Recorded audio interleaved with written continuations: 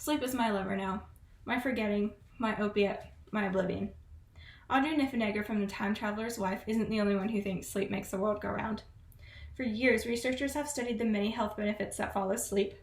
However, according to a health article published by Harvard Medical School, nearly 50% of Americans don't get enough sleep at night. Insufficient sleep is something that many college students struggle with. There are many things in our daily lives that require our attention, that push sleep to the bottom of our to-do list. But there are countless health issues that come from a lack of sleep, including hormone imbalances, mental health issues, and malfunctioning immune systems. However, all of this can be avoided if we just change our daily habits and prioritize sleep. Before we talk about how we can prioritize it, I first want to talk about why we aren't getting enough. Insufficient sleep is one of the most underrated health concerns, and there are a number of factors contributing to this problem. Modern-day technology has greatly affected our ability to sleep, and according to Harvard Health Publishing, blue light that we see from our screens and our electronic devices increase our attention, reaction time, and mood during the day. However, when exposed at night, it suppresses the production of melatonin, which is a hormone that's released in our brain when we sleep, and it also slows down the cardiac rhythms that we experience when we try to relax to go to sleep, which leads to issues in the cardiovascular system later on if sleep schedules aren't established. Ronald Grunstein acknowledges that this world lives in a 24-hour society, with barely any room to rest. Insufficient sleep is more prevalent in individuals who work night shifts or more than 40 hours a week, and because this world never sleeps, people are forced to work against their biological time clock. Lifestyle choices could also hinder our ability to sleep.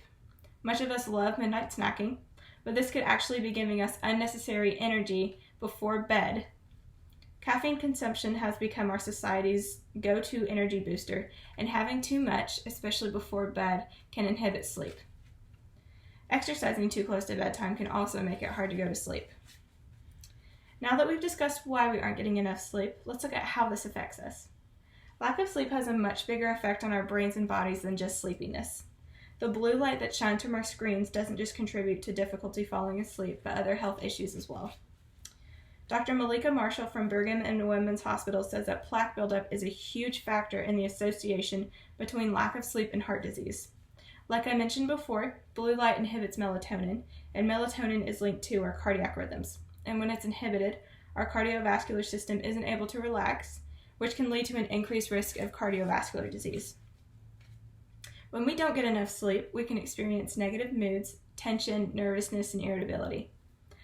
A study conducted by researchers from the National Center of Biotechnology Information, they found that adolescents who experience an induced insufficient sleep syndrome had more thoughts of suicide than those that got 7 or more hours per night. Academic performance was also evaluated during this study, and researchers found that this group was significantly worse than the control group who got adequate sleep every night.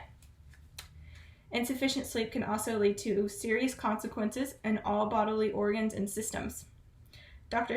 Kochak from the National Institute of Health says that insufficient sleep is linked with 7 to 15 leading causes of death in the United States. Lack of sleep lowers the immune system, and according to Matthew Walker, a sleep expert from UC Berkeley, after just one night of 4 to 5 hours of sleep, our bodies lose 70% of critical anti-cancer fighting immune cells. Some of the biggest effects that lack of sleep has on us includes cognitive impairment, obesity, hypertension, and insulin resistance in people with diabetes. According to Walker, lack of sleep leads to a development of a toxic protein called beta amyloid, which is thought to lead to Alzheimer's disease. During sleep, our brains wash away this toxic protein, but without sufficient amount of sleep, this protein builds on top of each other and can cause an increased risk of dementia later on in life. When this is an ongoing problem for multiple generations, it can cause an effect on gene expression, which can be passed down to future generations. So now that we've discussed why we aren't getting enough sleep and the effects of insufficient sleep, I now want to talk about how we can prevent this. To help reduce exposure to blue light, it's best to limit screen time at night. According to a health article published by Harvard Medical, it's best to expose ourselves to bright lights throughout the day and dim lights at night. We should also avoid looking at bright screens at least 2 to 3 hours before going to bed. If it's unavoidable, we can use blue light protectors, such as glasses with a blue light shield, or apps on our devices, such as Twilight. Midday naps are also thought to decrease daytime drowsiness and increase productivity. Dr. Charles Sizer from Brigham and Women's Hospital says that mid-afternoon naps help you perform better at work because naps help consolidate information that you've learned during the daytime and will help you remember better after you've had a nap. The Boston Red Sox believed that lack of sleep was hurting the team's performance, and so they sought medical advice from Dr. Sizer.